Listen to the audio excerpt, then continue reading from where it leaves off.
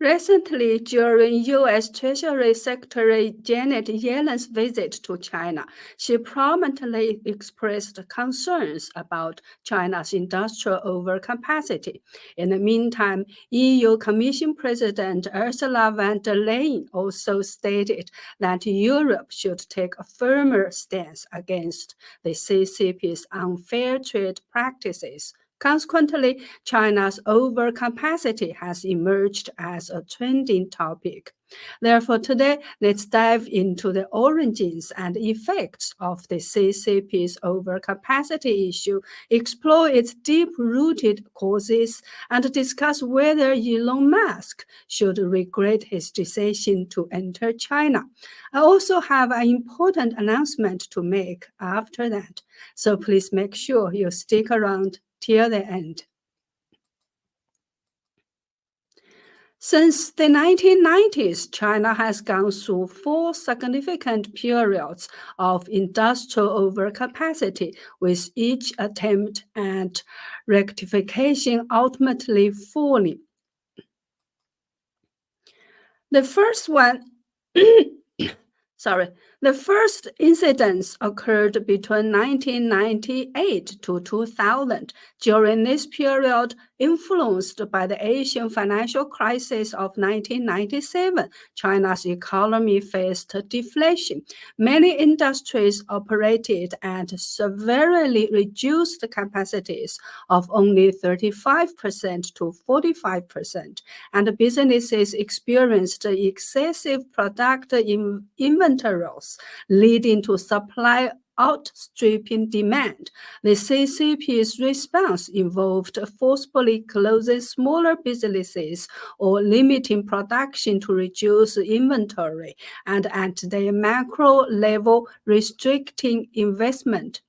The second instance occurred between 2003 and 2006, when China's economy faced overheating in investment and a spike in inflation. Local governments made blind investments and engaged in redundant construction projects, leading to significant resource wastage and surplus production capacity. The CCP was forced to take targeted action against certain high-profile projects and individuals responsible. The third incident spanned from 2008 and 2013. Impacted by the 2008 global financial crisis, China's economic growth sharply declined. The CCP's injection of 4 trillion RMB to stimulate the economy soon resulted in surplus production capacity. The fourth period was from 2013 to 2019, during which the State Council of China reaffirmed its commitment to significantly reduce production capacity, significantly in the steel and coal sectors. In recent years, following the economic downturn in China, Xi Jinping has strongly advocated for what he calls high-quality development and new-quality productivity. This approach, however, is exactly what potentially sets the stage for a new wave of overcapacity in certain sectors. Professor Lu Feng, who serves as the director of the National Development Research Institute at Peking University and the head of the China Microeconomic Research Center, identifies overcapacity pressures or risks in 5 key sectors in China. The automotive industry, electric vehicle batteries, semiconductors, and new energy vehicles are all among the 5 key sectors. As an insider within the Chinese system, Lu Feng is constrained in how openly he can discuss these issues. Indeed, the CCP's touted innovative economic model and new growth areas have already succumbed to overcapacity. The so-called Great Leap Forward in semiconductor development is a typical example. In response to U.S. sanctions, the CCP has poured investments up to several trillion yuan into semiconductor research and manufacturing in recent years. By the end of 2020, there were 117,000 semiconductor firms in Guangdong province alone, with Fujian hosting 37,000, Jiangsu 26,000, and Shanghai 12,000. In 2020, the country saw an average of 200 new semiconductor businesses opening daily. The total value of China's integrated circuit industry exceeded 700 billion yuan in 2019, and by 2020, the combined output of 9 provinces and cities reached 1,420 billion yuan. Yet, many of these rapidly expanding firms quickly became unviable, the most notable example being the Wuhan Hongxin Semiconductor project, which had invested 128 billion yuan, and by 2020, its premises were deserted and completely shut down.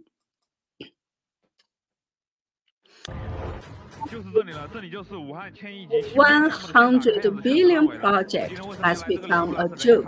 The English translation of what he said is at the right of the video. 武汉红星半导体明星项目，这不就在我们区吗？这是一个不得了的地方。我今天拍的还只是这个地方的冰山一角。今天要探的一角就是这个官宣项目停摆、武汉1000亿芯片项目的基地。就这围墙，让人完全感觉不到这是投资了上千亿的项目，也太简单粗糙了一点吧？这里更过分，这是糊弄鬼呢！我想进去早就进去了，这里推一下就倒了。施工车辆的入口，这里早已大门紧闭。武汉红星半导体制造有限公司是2017年11月成立的，总部就是位于中国武汉临空巷经济技术开发区。公司的 CEO 就是蒋尚义，他曾在台积电任职10多年，并曾担任 CTO， 就是首席技术官。这个项目主攻逻辑芯片系统集成，总投资1280亿，这些应该就是2018年完成的生产厂房和科研大楼。二期项目是18年9月份动工的，因为这个项目缺少很多必要的制成材料，无法上报国家发改委，所以很多基金和资金都无法导入进来。这里不得不提一下这个项目的主要承包商，就是武汉火炬建设集团有限公司。资金链随时断裂，光刻机都被抵押了。这个光刻机是大陆唯一的7纳米光刻机，价值抵押了5.8个亿，他们全新的都没用过。看看这个火炬集团的风险，吓死人的多得。不仅造芯的主要工具被抵押出去了，而且有20多亿的设备，包括这个切割啊、包装、加工什么设备啊、高压电气设备、炒放结构、肛门窗等等各种可以搬的东西都被搬空了。没办法嘛，没钱都拿去抵债了，就这些固定的东西还留在这里。不得不说，做芯片真是太耗钱了，3年投了上千亿，到现在连一个完整可以使用的大楼都没有建出来。这个项目如果要继续的话，不知道还要砸多少钱。Well, the CCP is currently heavily promoting new energy electric vehicles, seemingly echoing the ambitious push seen in the semiconductor sector. Since 2009, the party's central financial policies have rolled out a series of incentives, including subsidies for new energy vehicle purchases, rewards for charging infrastructure, operational subsidies for new energy buses, and innovation awards for new energy vehicle projects. Furthermore, through tax incentives and on purchases and vehicle taxes, government procurement and support for scientific research, a significant great leap forward in new energy vehicles has been initiated. Between 2015 and June 2017, China launched over 200 new energy vehicle projects, attracting investments of more than 1 trillion RMB. Automakers have announced plans to expand new energy vehicle production capacities to over 20 million units, far exceeding the anticipated output of 2 million vehicles for the same period. The planned capacities were tenfold the expected production. By the end of 2017, over 250 companies in China were qualified to produce new energy vehicles. However, only 18 of these companies produced more than 10,000 vehicles annually, while over 70 have no output at all, reflecting a fragmented and disorganized industry with no consolidation. In 2023, China's production of sales and new energy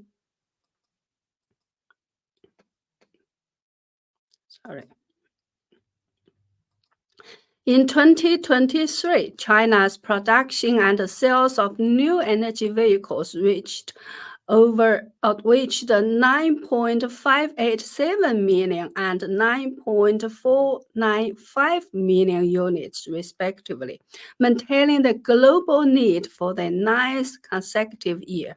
Exported new energy vehicles numbered 1.207 million, marking a 77.6% increase compared to the previous year. Sales of electric vehicles by Chinese companies constituted about 60% of the global market. Despite these impressive figures, only a few companies like BYD and Li Auto are actually profitable, with INO and XPeng reporting annual losses exceeding 10 billion RMB. According to a September 2023 report by Yicai, 15 automotive companies that have either gone bankrupt or are facing operational crisis had a combined annual production capacity of over 10 billion vehicles, surpassing the total production of new energy vehicles for the entire year of 2023. Between January and November 2023, the automotive industry in China reported a profit margin of 5%, which falls below the industrial average of 5.8%. This represents a decline of over 10% compared to the 5.7% profit margin in 2022, despite a year-on-year increase in sales volume for the year 2023.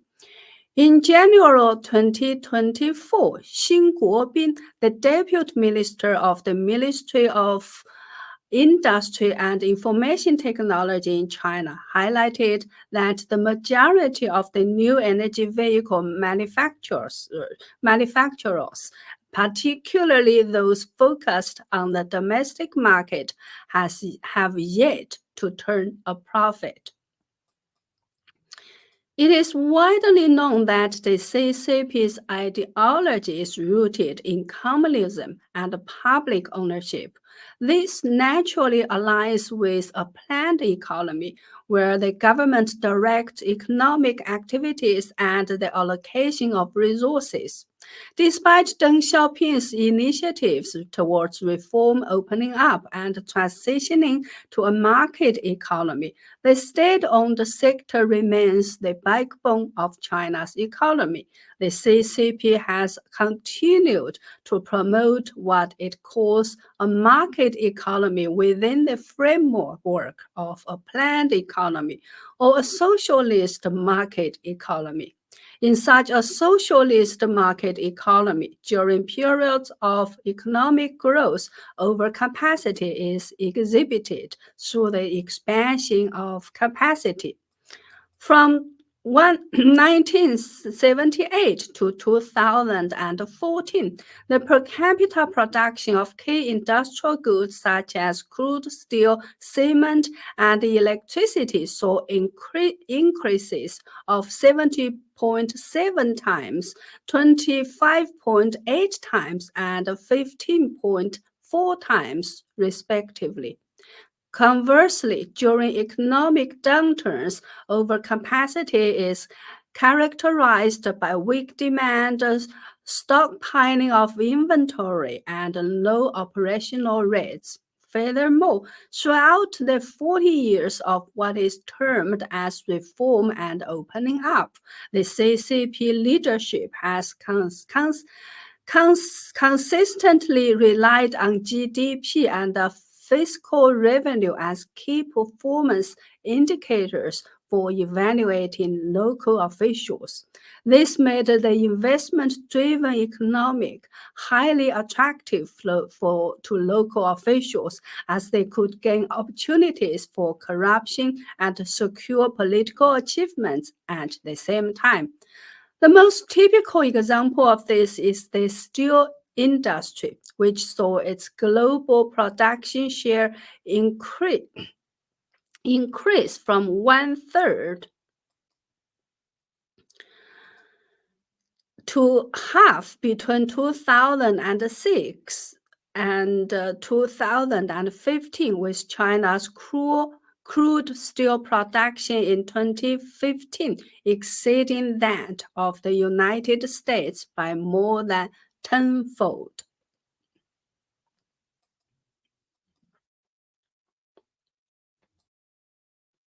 The issue of steel overcapacity in China has inflicted damage through low price dumping on nations such as the United States and the European Union. Lately, the CCP has seized upon the so-called green initiatives of some Western countries, leveraging national resources to advance the production of new energy vehicles, lithium batteries, and voltaic power. It collectively referred to as the three new items. The significant overproduction in these sectors has turned into a worldwide problem. In 2023, the export figures for China's electrical vehicles were 7 times those of 2019, while the export figure for China's solar cells in 2023 was 5 times that of 2018, marking a 40% increase from 2022. Didn't the CCP know that the consumption levels of the Chinese populace were insufficient to absorb such massive production capacities? It certainly did. Hence, it has marshaled national resources to develop new quality productivity, specifically targeting the global market with the aim of profiting from other nations while undermining similar industries abroad to achieve global dominance. Kiel Institute in Germany just released a study yesterday saying that over 99% of listed companies received direct government subsidies in 2022. This chart shows direct government subsidies to electric car manufacturer BYD and GAC. So from 2018 to 2022, in 5 years, BYD has received at least 3.4 billion EU dollars or 3.7 billion US dollars in direct government subsidies, By the way, I think Kiel Institute made a minor mistake in the chart. The last column should be 2022, not 2020. This chart shows the approved new energy vehicle purchase subsidies for the top 4 recipients and the selected Sino-foreign joint ventures. You can also see the huge increase from 2020 to 2022 in government purchase subsidies. Again, BYD is the top recipient. It is widely acknowledged that to lure Tesla into establishing factories in China, the CCP offered Elon Musk numerous incentives. Musk, pleased with the arrangement, leveraged China's comparatively low-cost labor and favorable government policies to construct his mega factory. However, there's no free lunch in this world. The CCP's interest in Musk wasn't just to harness Tesla's technology, but also to capitalize on the so-called cash-fit effect to boost China's electric vehicle sector. The catfish effect implies that the presence of a catfish not only disrupts the habitat of smaller fish, but also spurs their survival instinct. Following Tesla's entry into China, the company not only shared a wide range of intellectual properties, but also directly contributed to the development of nearly the entire supply chain for China's electric vehicle industry, even pushing for aggressive cost reductions. Tesla's own prices have also been significantly lowered. It's fair to say that without Tesla, China's electric vehicle industry as it stands today would not exist. However, what is the current state of affairs? Tesla's stock price has plummeted by a third this year, yet it still holds the title of the world's most valuable electric vehicle company. However, its market value has halved since its peak in 2021. On the other hand, in the first quarter of this year, BYD sold a total of 626,263 new energy vehicles, marking a 13% increase compared to the same period last year, with sales in March alone skyrocketing by 46%. Last December, China accounted for 69% of all new electric vehicle sales worldwide. Analysis forecast global electrical vehicle sales to hit 17.5 million units this year, with China expected to contribute 11.5 million units, or 65% of the total. I don't know whether Elon Musk now regrets establishing a factory in China. Now, let's do a survey here. If you believe Elon Musk should not have gone to China, please type the letter N in the comment area. If you believe yes, he should have gone, please type the letter Y. Maybe we can publish the results of the poll in our next video. I'm really curious to see what the results will be. Anyway, nobody knows how far the CCP can go on its way of copying technology from others, relying on state subsidies and expanding rapidly at the expense of human rights and environmental standards, thereby disrupting the market order and aging out competitors. If you have any ideas, please also leave us a comment to share your thoughts. What we can see clearly is The damage is already here and huge. How should the world deal with it? There should be many ways in between, from tariff increases to complete bans, but the key is how determined are governments? If you have any good ideas, feel free to share them as well.